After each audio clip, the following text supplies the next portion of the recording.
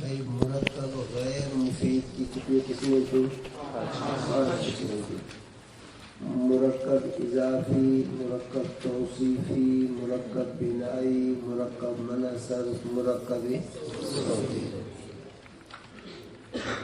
مرکب منصرف اس کو کہتے ہیں کہ 2 اسموں کو ایک کیا جائے، دوسرا اسم کسی حرف کے معنی کو بغل میں لیا ہوا نہ ہو. اس کا پہلا جز ہمیشہ مبنی پر فتح ہوتا ہے اور دوسرا جز اس کا معرب غیر منصرف ہوتا ہے. دوسرا جز اس کا معرب غیر منصرف ہوتا ہے، دوسرا جز اس کا معرب غیر منصرف ہوتا ہے. یعنی رفع اس کا ضمے کے ساتھ بغیر تنوین کے، اور نصب اور جر اس کا فتح کے ساتھ بغیر تنوین کے. اور ہے مرکب صوتی. مرکب صوتی اس کو کہتے ہیں کہ 2 اسموں کو ایک کیا جائے اور دوسرا اسم جو ہے وے کا لفظ ہو. بس اس میں صوت سے مراد ہے وے کا لفظ ہو، دوسرا جو جز ہے وہ وے کا لفظ ہو، دوسرا جز وے کا لفظ، جیسے سیبا وے ہے، سیبا وے ہے. اب اس کا پہلا جز ہمیشہ مبنی پر فتح ہوتا ہے اور دوسرا جز اس کا ہمیشہ مبنی پر کسرہ پڑھا جاتا ہے. پہلا جز ہمیشہ مبنی پر فتح پڑھا جاتا ہے، دوسرا جز اس کا چاہے عامل رافع ہو بھی مبنی پر کسر ہے، عامل ناصب ہو بھی مبنی پر کسر، عامل جار ہو بھی مبنی پر کسر پڑھا جاتا ہے. اب ایک جز ہے سیب اور دوسرا جز ہے وے کا لفظ. ایک جز ہے سیب، دوسرا وے. اب جب ان دونوں کو ایک کیا تو بن گیا سیب وے. اب پہلا جز اس کا ہمیشہ مبنی پر فتح پڑے گا. مثلا سیب وے ہے عالم کبیر، سیب وے ہے عالم. اب دیکھو یہاں مبتدا بن رہا ہے، پھر بھی سیب وے ہے پڑھ رہے اس کو. نصب کی حالت میں بھی سیب وے ہے، رأیت سیب وے ہے، میں نے سیب وے کو دیکھا ہے. اور جر کی حالت میں قرأت کتاب سیب وے ہے، میں نے سیب وے کی کتاب کو پڑھا ہے. تو یہ مرکب بنائی مرکب صوتی ہے. اس کا دوسرا جز ہمیشہ مبنی پر کسر، پہلا جز ہمیشہ مبنی پر فتح. عامل رافع ہو پھر بھی سیب وے ہے عالم کبیر، عامل ناصب ہو پھر بھی سیب وے ہے پڑھا جائے گا، جیسے قرأت کتاب سیب وے ہے. عامل اگر جارہ ہو پھر بھی سیب وے پڑھا جائے گا، جیسے قرأت کتاب سیب وے. یہ بات آئی ذہن میں. اب مرکب غیر مفید کی کتنی قسمیں ہوگی؟ 5. ان میں سے مرکب منصرف اور مرکب صوتی. مرکب منصرف یہ بالکل قلیل سے قلیل مثالوں میں جو ہے مستعمل ہیں، اور ان کی ایک مثال بھی قرآن پاک میں موجود نہیں ہے. مرکب صوتی کی بھی کوئی مثال قرآن پاک میں نہیں، اور مرکب منصرف کی بھی کوئی مثال. تو مرکب غیر مفید کی 5 قسموں میں سے یہ 2 قسم نہایت، بولو تو صحیح، نہایت قلیل ہے. قرآن حکیم کے اندر جو ہے ان کی کوئی مثال نہیں ہے. باقی بچ گیا مرکب اضافی، مرکب توصیفی، مرکب بنائی. مرکب بنائی کے بھی محدود اندازے سے 11 سے 19 تک، یہی اس میں عدد جو ہے 11 سے 19 تک مستعمل ہے. بس باقی تھوڑے بہت عربی کے کچھ کلمات ہیں لیکن زیادہ مستعمل اس کے احد عشر سے لے کر، تو مرکب غیر مفید کے باقی کتنے قسم بچ گئے؟ یہ کثیر الاستعمال ہے۔ قرآن اور حدیث پاک میں، فقہ میں، عربی کتب کے اندر مرکب غیر مفید کی یہ دو قسمیں وہ کثیر الاستعمال ہے، مرکب اضافی اور مرکب توصیفی۔ مرکب غیر مفید ہمیشہ جملے کا جز بنتا ہے، مرکب غیر مفید ہمیشہ جملے کا جز بنتا ہے۔ جملے کے مقصودی اجزاء کتنے ہیں؟ دو ہیں۔ اگر جملے کے یہ دونوں مقصودی جز سے، دونوں جملے کے دونوں جز سے جو ہے مقصودی اگر جز حاصل ہوں تو بس یہ جملہ بنے گا۔ بھئی جملے کے مقصودی جز کتنے ہیں؟ دو ہیں۔ تو یہ دو جز سے اگر مقصودی اجزاء حاصل ہو رہے ہوں تو بس جملہ بنے گا۔ اگر یہ مقصودی جو ہے اجزاء یہ دو جملوں، دو کلمات سے حاصل نہ ہو رہے ہوں تو پھر ان کے ساتھ تیسرا ملائیں گے تاکہ جو مقصود ہے مسلم ہے وہ حاصل ہو۔ اگر تیسرے سے بھی وہ حاصل نہ ہوا چوتھا ملائیں گے۔ اگر چوتھے سے بھی یہ مقصد پورا نہ ہوا پانچواں ملائیں گے۔ پانچویں سے پورا نہ ہوا کہ 10 12 100 جتنے تک، جب تک وہ مقصد حاصل نہ ہو تو وہ کلمات اس کے ساتھ ملائے جائیں گے۔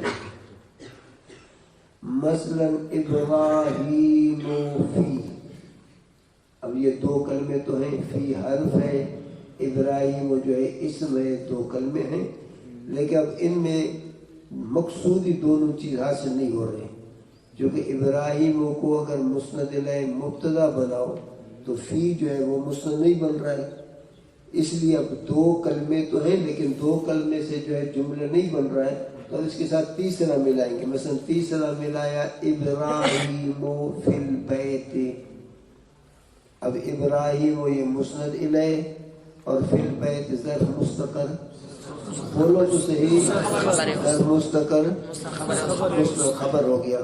تو اب جو ہے یہ جملہ بن گیا، کیونکہ جملے کے مقصودی جو دو ہیں، مسند اور مسند الیہ۔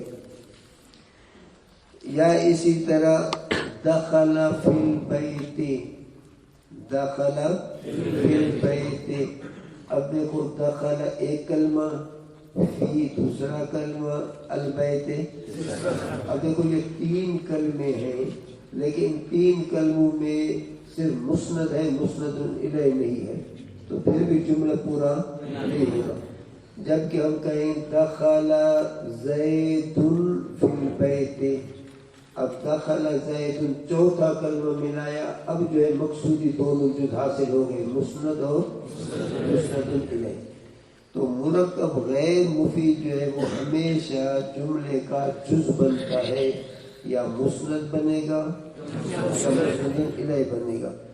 جیسے کہ غلام و زید قائم، اب یہ غلام و زید دو کلمے تو ہیں لیکن ان میں جملے کے جو مقصودی اجزاء دو ہیں وہ حاصل نہیں ہو رہے، کیونکہ غلام و زید مضاف مضاف الیہ مل کر یہ بن گیا مسند الیہ بن گیا۔ اب جب تک مسند نہیں ملاؤ گے تو اس وقت تک جملہ پورا نہیں ہوگا۔ اب اس کے ساتھ قائم ملا دیا، اب جملہ پورا ہو گیا۔ اندی احد عشر درہمن، اندی احد عشر درہمن، اب یہ احد عشر یہ مرکب بنائی ہے، مرکب غیر مفید ہے۔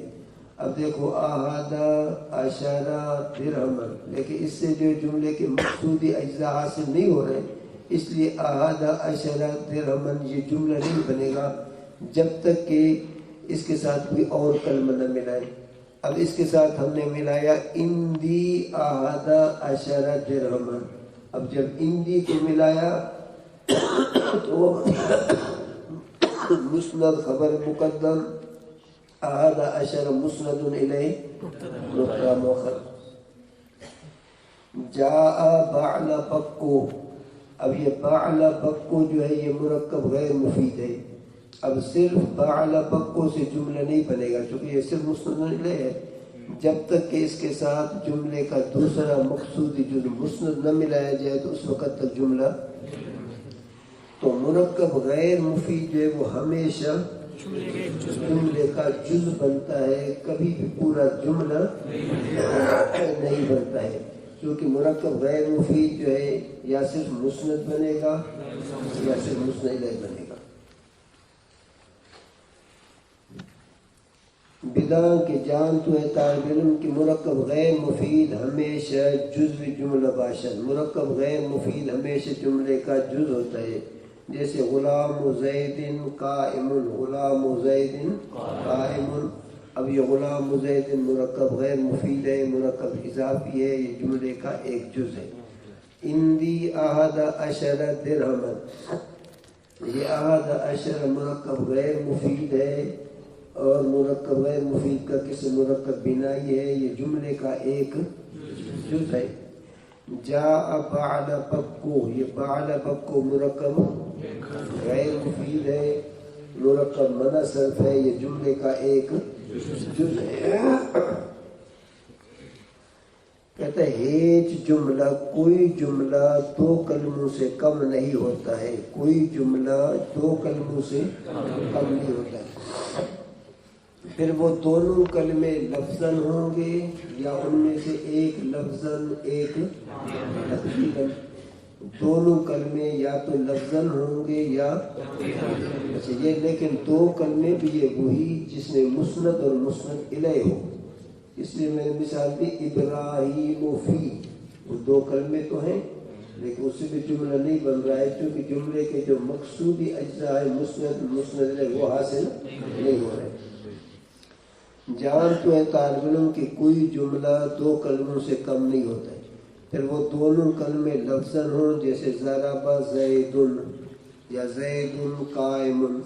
اب ضرب زید میں پہلا مقصودی جز فعل ہے تو یہ جملہ فعلیہ بنے گا، ضرب مسند زید مسند. زید قائم پہلا مقصودی جز اسم ہے تو یہ زید مسند الیہ قائم مسند ہے. یا کہ ایک کلمہ لفظوں میں ہو، ایک کلمہ تقدیراً ہو. کہتے ہیں کہ لفظاً جیسے اضرب، یہ لفظاً ہے اور انت اس کے اندر چھپا ہوا ہے. وعظیم بیشتر باشد، اور جملے کے کلمات دو سے زیادہ ہوتے ہیں، اس کے لیے کوئی حد نہیں ہے.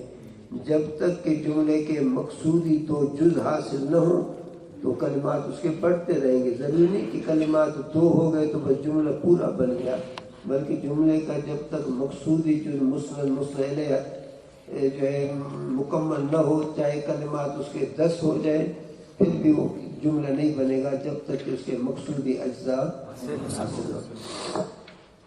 آگے کتاب والا بداں کے چون کلمات سے مطالعہ کرنے کے لیے شرائط بیان کرتے ہیں.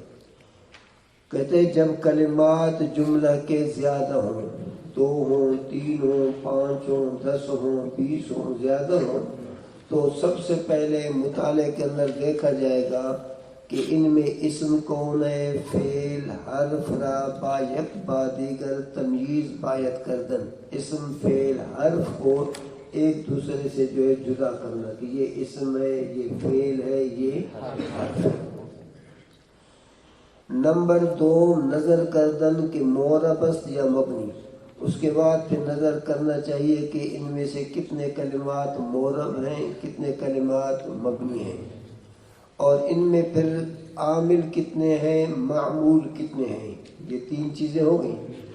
اور چوتھی چیز ہے باید دانستن. چوتھی چیز معرفت تعریف و تنکیر. یہ کتاب میں موجود نہیں، یہ بھی یاد کر لو کہ چوتھی چیز ہے معرفت تعریف و تنکیر، کہ یہ معرف ہے یا نکر ہے، معرف اور نکرے کی پہچان. 5ویں چیز ہے معرفت تذکیر و تانیث، کہ یہ مذکر ہے مؤنث ہے. اور 6ٹھی چیز ہے معرفت وجوہ اعراب اسم متمکن و فعل مضارع و مواقع اعراب، کہ یہ اس متمکن کے 16 قسموں میں سے کون سا قسم ہے اور یہاں اس کی کون سی حالت ہے، یا رفعی حالت ہے، نصبی حالت ہے، جری حالت۔ اور فعل مضارع کے 4 قسموں میں سے یہاں فعل مضارع کے 4 قسموں میں سے کون سا اس پر اعراب ہے اور یہاں اس کی کون سی حالت ہے، رفعی حالت ہے، نصبی حالت ہے، جزمی حالت ہے۔ کہتے جو طالب علم مطالعے میں ان 6 چیزوں کو ملحوظ رکھ کر مطالعہ کرے گا، اب اس کو 2 فائدے حاصل ہوں گے۔ پہلا فائدہ کہ دانستن کے تعلق کلمات با یک دیگر چگون است، فائدے کہ جاننا چاہیے کہ تعلق کلمات کا ایک دوسرے کے ساتھ کس طرح کا ہے، یعنی ان میں سے مبتدا کون ہے، خبر کون ہے، فاعل کون ہے، فعل کون ہے، کلمات کا تعلق آپس میں معلوم ہو۔ پھر تاکہ دوسرا فائدہ مسند مسند الیہ پیدا گردد، مسند اور مسند الیہ ظاہر ہو اور جملے کا معنی پھر صحیح طریقے سے تحقیق طریقے سے جو ہے معلوم ہوگا۔ تو مصنف رحمۃ اللہ علیہ نے مطالعہ کرنے کے یہاں سے شرائط بیان کیے کہ جو طالب علم اس طرح سے مطالعہ کرے گا تو اس کو جو ہے مسند اور مسند الیہ کا، فعل و فاعل کا، مبتدا اور خبر کا، یا حروف مشبہ بالفعل ہے اس کے اسم اور خبر کا، ان چیزوں کا پتہ چلے گا۔ اب اس کو معلوم ہوگا کہ یہ مسند ہے، یہ مسند الیہ، یعنی یہ بات ہے اور فلانے کے بارے میں بات ہو رہی ہے۔ مثلا زید قائم، اب بھی زید کے بارے میں بات ہو رہی ہے، مسند الیہ بن گیا، اور اس کے بارے میں کھڑے ہونے کی بات ہے تو یہ بن گیا قائم مسند۔ تو اب اس کو صحیح طریقے سے معلوم ہوا کہ بھئی مقصد اس کے کہنے کا کہ زید کھڑا ہے، تو پورا جملہ معلوم ہوا کہ یہ جملہ اسمیہ ہے، اس میں فلان مبتدا ہے تو فلان۔ آگے جو ہے اسم اور فعل اور حرف کے علامتوں کا بیان ہے۔ علامت کہتے ہیں علامت الشیء ما یوجد فیہ ولا یوجد فی غیرہ، علامت کہتے ہیں جو کسی ایک چیز میں پائی جائے دوسروں میں نہ پائی جائے، کسی ایک چیز میں پائی جائے دوسرے میں نہ پائی جائے۔ اسم کی علامتیں 2 قسم پر ہیں، بعض علامات لفظیہ ہیں جو لفظوں سے معلوم ہوتے ہیں، بعض علامات معنویہ ہیں جو معنی سے معلوم ہوتے ہیں، بعض علامات لفظیہ ہیں جو، اور بعض علامات معنویہ ہیں جو معنی سے معلوم ہوتے ہیں۔ علامات جو لفظیہ ہیں پھر اس کی 3 صورتیں ہیں، یا وہ علامت جو ہے نشانی کلمے کے ابتدا میں پائی جائے گی، یا وہ علامت کلمے کے آخر میں پائی جائے گی، یا وہ علامت مجموعہ کلمے میں پائی جائے گی۔ اب وہ علامات جو کلمے کے ابتدا میں پائے جاتے ہیں، کلمے کے شروع میں الف لام ہو جیسے الحمد، کلمے کے شروع میں حروف جارہ میں سے کوئی ایک حرف ہو جیسے بزید، کلمے کے شروع میں حروف ندا میں سے کوئی ایک حرف ہو جیسے یا عبداللہ، کلمے کے شروع میں میم زائدہ آ جائے جیسے کہ مضروب، کلمے کے شروع میں لولا آ جائے، لولا امتناعیہ جیسے لولا علی لہلک عمر، کلمے کے شروع میں حروف مشبہ بالفعل میں سے کوئی ایک حرف آ جائے جیسے ان زیدن قائم، کلمے کے شروع میں ما ولا مشبتان بلیس میں سے کوئی آ جائے جیسے ما زیدن قائم، کلمے کے شروع میں لا نفی جنس میں سے لا نفی جنس کا آ جائے جیسے لا ریب فیہ، جیسے لا ریب فیہ۔